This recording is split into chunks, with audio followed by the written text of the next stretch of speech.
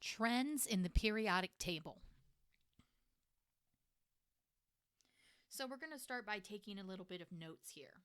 So we want to look at how these properties, atomic radius, ionization energy, electronegativity, and metallic character, how these properties repeat on the periodic table. So first we have atomic radius. So that's exactly what it sounds like. It's the radius from the nucleus to the edge of the electron cloud in the atom. And as we go across a row, that means left to right, that is going to decrease. And as we go down a column, it's going to increase. So let's look at why that happens. So as we go down a column here, what's changing is the number of energy levels. So each of these energy levels is like another layer of electrons. So what's going to be bigger, lithium with 2 layers or rubidium with 5? So 5 layers of electrons is going to be bigger. So as we go down a column, we see that the atomic radius increases because there's more layers of electrons. What about if we go across a row? So as we go across like this, all of these elements have the same number of energy levels, the same number of layers of electrons, because they're all in the same row. They have the same energy level. So the electrons are the same distance from the nucleus. They're in that third energy level. But what's changing is the charge of the nucleus. So electrons are negative.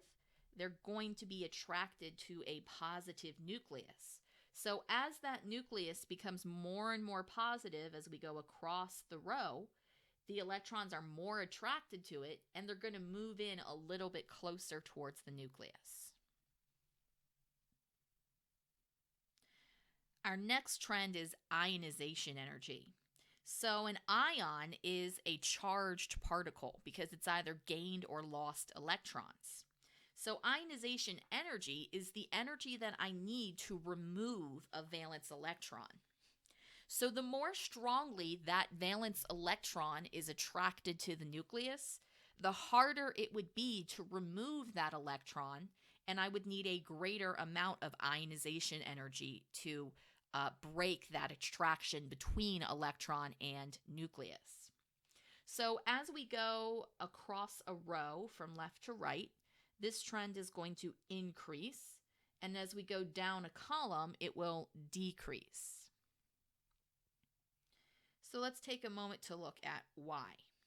So as we go down a column, remember that we're getting more and more layers of electrons. So if I had something like lithium, which has 2 energy levels, versus something like potassium, which has 4. Okay, so this electron in lithium is a lot closer to its nucleus, whereas the valence electron in potassium or rubidium is much farther away from the nucleus.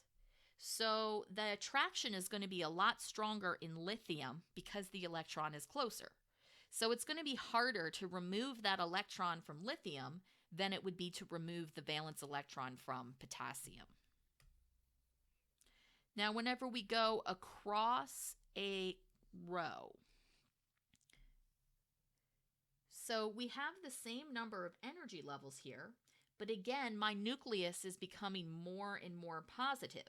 So it's going to be harder to remove an electron from a plus 17 charge than it is to remove an electron from a plus 12 charge on the nucleus.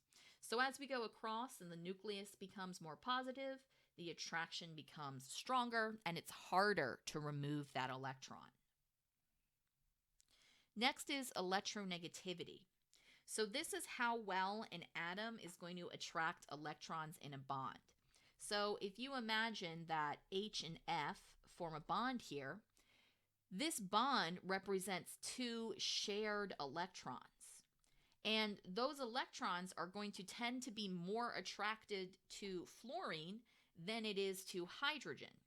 So what we end up with is sort of a very uneven electron cloud where there's lots of electron density around fluorine and not as much around hydrogen. So as we go across a row, that is going to increase, follows the same trend as ionization energy. And as we go down a column, it decreases. So down a column, we're getting more layers of electrons. That puts that valence electron farther away, which means that it's not going to require as much ionization energy to remove. It's also going to have a lower electronegativity because that attraction is getting weaker when you add electrons in energy levels that are further from the nucleus. When we go across a row here, we have the same number of energy levels. All of these guys have 3 energy levels, but the difference is that the nucleus is becoming more and more positive. So as we go across a row, my electronegativity is going to increase. Last trend we have here is metallic character. So what makes metals metals is how easily they lose electrons. So metals react by losing electrons. So the easier it is to lose an electron, the more metallic character that element is going to have. So as we go across a row, it will decrease, and as we go down a column, it will increase. So again, as we're going down a column here, we're putting that valence electron further and further away from the nucleus, which is making it easier to remove. So my metallic character is increasing down a column. Across a row, however, my electrons are all being added to the same energy level, but we're changing the charge of the nucleus. It's becoming more positive as we get across. So that means that as we move across the periodic table, my elements become less metallic because it's harder to remove that valence electron. And this makes sense too because our nonmetals are over here on the right side of the periodic table, right? That's these guys around in here. So it makes sense as you go across that it becomes less like a metal. So for each of the following, we want to list which element is going to have the highest of each of these trends. So first we're going to compare F, Cl, and Br. So take a moment to make a prediction here. So the biggest atomic radius is going to be bromine, and that's because it has the most layers of electrons. Fluorine has 2, chlorine has 3, bromine has 4. So if you think about it, bromine's going to be bigger because it has more layers of electrons. Now we want to compare these 3. So we want to pick which of these is going to have the highest ionization energy. So go ahead and take a moment to make a prediction.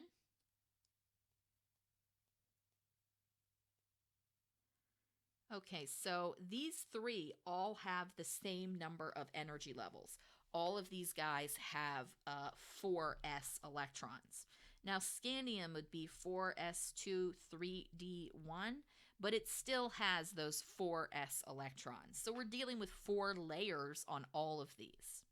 So then we have to look at the charge of the nucleus. So Sc scandium is going to be the most positive nucleus.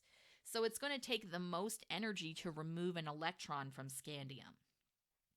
Lastly, we want to compare these 4 here, and we want to compare this for electronegativity.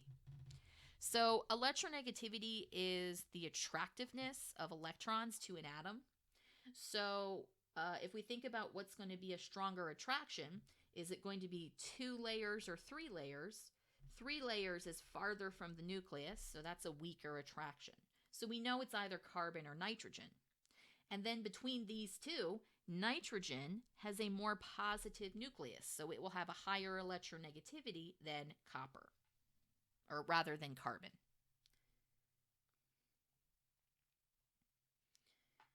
So let's talk about shielding. When we talk about the layers of electrons, this is what we're talking about here.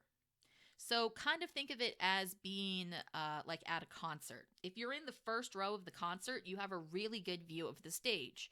But if you're in the fifth row, you've got the 4 rows of the people in front of you blocking your view. You could also think of it as like magnets on a refrigerator. So as I slide more layers in between the fridge and the magnet, that attractive force is going to get weaker.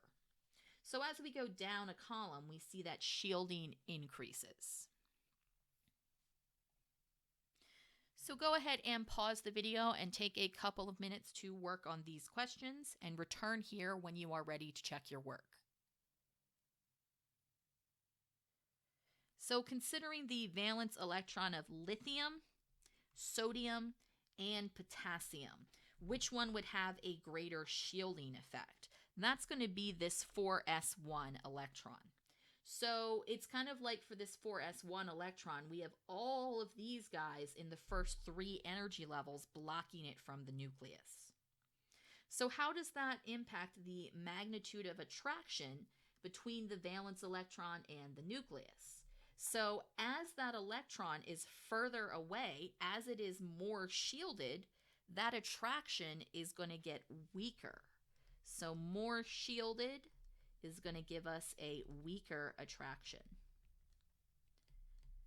So if the attraction between the nucleus and valence electron is weak, would we expect that to be found closer to the nucleus or farther away? So weak attraction means the valence electron is far away from the nucleus. So take a couple of minutes to pause and summarize how shielding affects the atomic radius, the ionization energy, and the electronegativity.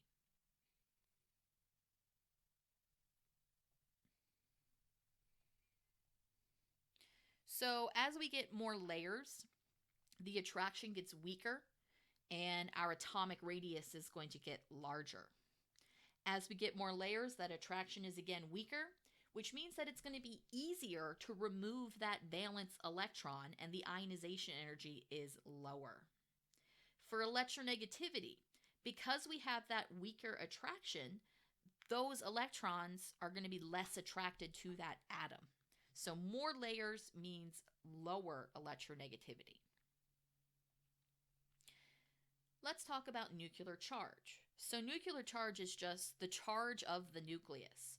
Remember that as we add protons moving across a row, the nucleus is going to become more positive and the attraction is going to get stronger. And that's because as we go across a row, we are adding those electrons to the same energy level. So looking at lithium, beryllium, boron, carbon, nitrogen, oxygen, fluorine here, we see that these all have the same number of energy levels, but the nucleus is much more positive in fluorine than it is in lithium. So go ahead and pause the video and take some time to answer these next couple of questions.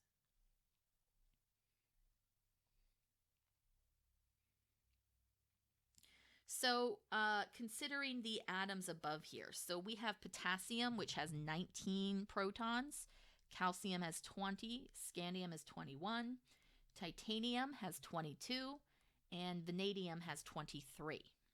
So how many energy levels do these all have? So these are all in the 4th energy level. They all contain 4s electrons. So we have 4 energy levels, 4 layers of electrons. How does nuclear charge affect the magnitude of attraction? So as that nucleus becomes more positive, that attraction between the nucleus and the electron is going to get stronger.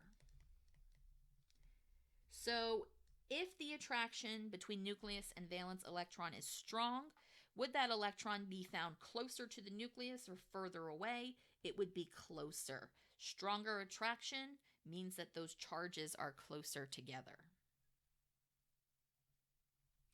So go ahead and take a couple of minutes to summarize how nuclear charge affects the periodic trends.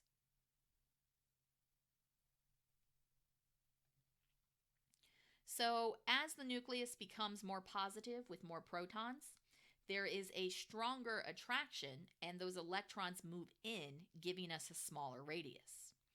This also means that it's going to take more energy to remove that valence electron because its attraction with the nucleus is stronger.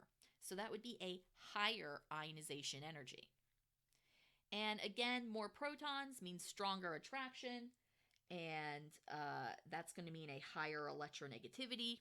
Electronegativity is how well an atom attracts electrons that are being shared in a bond.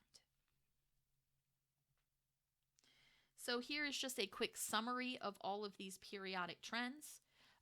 What you want to do is to be able to explain this in terms of atomic structure.